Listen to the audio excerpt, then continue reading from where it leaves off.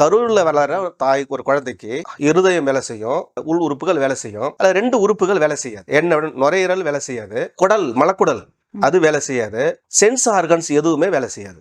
மீதி அனைத்து உறுப்புகளும் இயக்கத்துக்கு உட்பட்டு இருக்கும். இப்ப இதுல என்ன முக்கியமான விஷயம் அப்படின்னாக்கா, சென்சார்கள் வேலை செய்யாததை நம்ம என்னன்னு சொல்லுவோம்? சென்சார்கள் வேலை செய்யாததை நம்ம உயிர் அப்படின்னு சொல்ல மாட்டோம். முதல்ல அது. ரெண்டாவது என்ன அப்படின்னா, ஒரு சிஸ்டம் அப்படின்னு சொன்னா ஒரு ஆற்றலை உள்வாங்கி எதெல்லாம் ஒரு அதுக்குன்னு தனியா ஒரு சீக்வன்ஸ் முறைப்படி அது ஒரு ஆர்டர்ல ஆற்றலை வெளித்தள்ளக்கூடியது அனைத்துமே ஒரு சிஸ்டம்.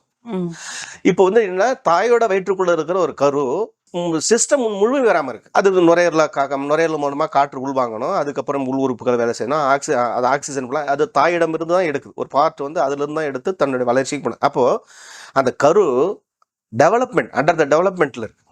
முழு வளர்ச்சி கரு முழு வளர்ச்சி அடைகிறது.